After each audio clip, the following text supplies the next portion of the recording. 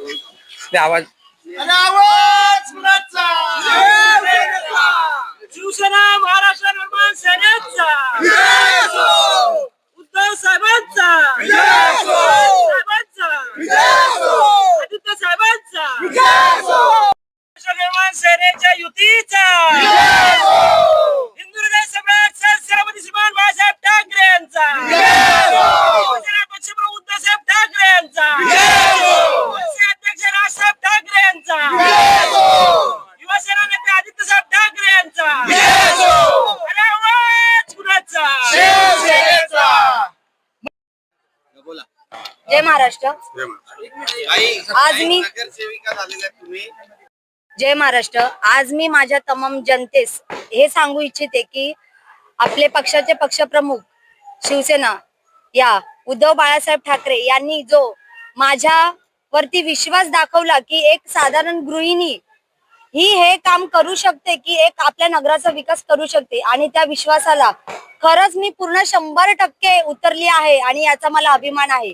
आणि आज या विजयाचा मी त्यांना पूर्णपणे माझा विजय त्यांना समर्पित करते.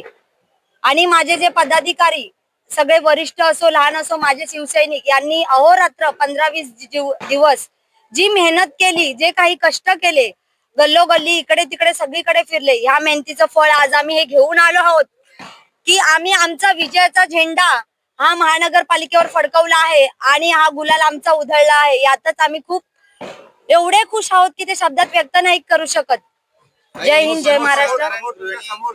मी हा विचार सुद्धा केला नव्हता, पण आज खरंच आपल्या नगराची परिस्थिती बघून असा विचार येतोय की खरंच एक सर्वसाधारण गृहिणीला साहेबांनी ही संधी दिली आणि त्या संधीचं मी सोनं करेनच. कारण माझ्या नगराचा विकास हा आपण नाही करणार तर कोण करणार? एवढं सगळं वाटचाली बघून रोजच्या ह्याच्यात आपल्या नगरासाठी आपल्याला काहीतरी एक करायचं आहे, ह्याच्यातनं ही संधी मला मिळाली आहे आणि त्या संधीचं मी सोनं करणार आहे. विषम कुटुंबातून येतात पण सर्व कार्यकर्त्यांनी तुमच्यासाठी जीवाचं रान केलं. हो, मी तेच सांगू इच्छिते की माझ्या सर्वसाधारण आणि वरिष्ठ पदाधिकाऱ्यांनी एवढी मेहनत केली आहे की त्यांनी प्रत्येक वेळी मला प्रत्येक गोष्टीला पाठिंबा दिला आहे.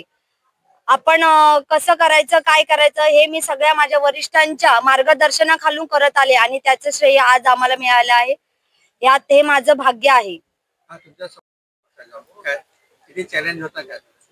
चॅलेंज तर हे बघा, प्रतिस्पर्धा बोलल्यावरती प्रत्येक गोष्टीमध्ये चॅलेंज तर असतो, पण कुठेतरी धाकधूक पण होती की आपण ह्या गोष्टीसाठी विजयी होऊ की नाही होऊ.